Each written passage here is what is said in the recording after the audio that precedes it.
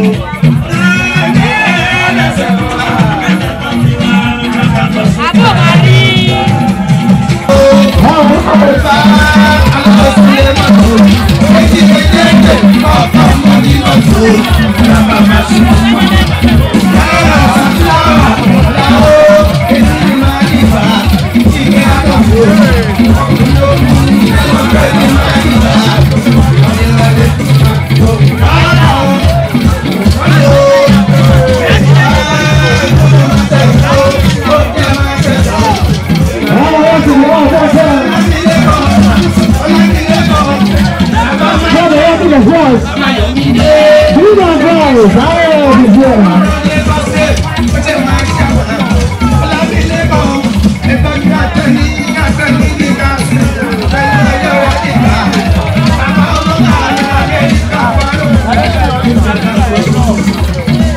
These are guys.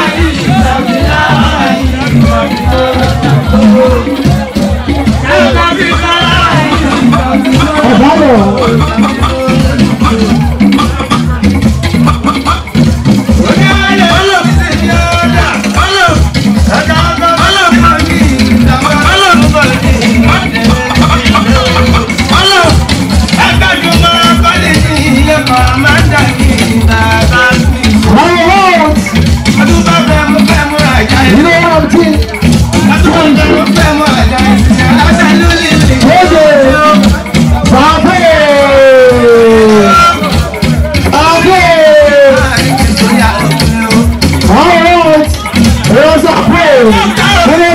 Olóṣòwò gbogbo ẹ̀dá kan lè máa sábò. Olóṣòwò gbogbo ẹ̀dá kan lè máa sábò. àwọn àṣeyọṣẹ́ pàṣẹ rẹ̀ ọ̀sán Gbogbo ẹ̀dá kan lè máa sábò. àti àyíká Olóṣòwò ó lè 30 million and ó pọ̀ sẹ́ ibi tá ní kàn ṣe dé o. 30 bg ó pọ̀ sẹ́ Ibi tá ní kàn ṣe dé o. sábò Sùúrù o. ìwáwó ọtí Ní mo jẹ́ wá pé mo ní mú káàkà tòkì. Ní bàbá lóde bàbá yìí. Ibi tá ní kàn ṣe dé o. Ibi tá ní kàn ṣe dé tó lọ́tì sùúrù o. Ní mo jẹ́ wá pé mo ní mú káàkà tòkì. Ní bàbá lóde bàbá yìí ṣe é. Mo tún bá bàbá náà sẹ́yìn ní ìgbẹ́ àti bàbá ti dé. Bàbá ti sùn dé abáná kí mo rẹ̀ ọmọ látọ̀kùn ọ̀tọ̀ sọ. Mo tún bá bàbá náà ṣètùkọ̀ yìí sáyìn ní ìgbẹ́ àti kọ̀ọ̀kì ó ti dé. Bàbá sùn ní bàbá kí mo rẹ̀ ọmọ látọ̀kùn ọ̀tọ̀ sọ tó kàwé yá. Ṣèbínú lọ́nà lára sídọ́mítà gbogbo sídọ́mí Sáìdì Òṣùpá. Yọ̀rọ̀ màmá mi ni ọlá tó kú ọ màmá mi. Ó sọ pé àṣẹ̀ṣẹ̀ wọn olóko ló jẹ́ kí Sàníyà oníbó bá pẹ́ títí. Láti tó gbòògùn tó bá tásìkò àti ṣù. Ọkàn mi fura máa já oorun yálà mọ́kàn balẹ̀ ọmọ mi Òṣùpá. Ó lọ́yọ̀ ló ń ṣòwò gbogbo ẹ̀dá kan lè máa tiraka. Gbogbo ẹ̀dá kan lè máa tiraka. Ibi tá ní kò ṣe tó o. Àwòye. Ibi tá ní kò ṣe tó o lòdì ìṣúná o.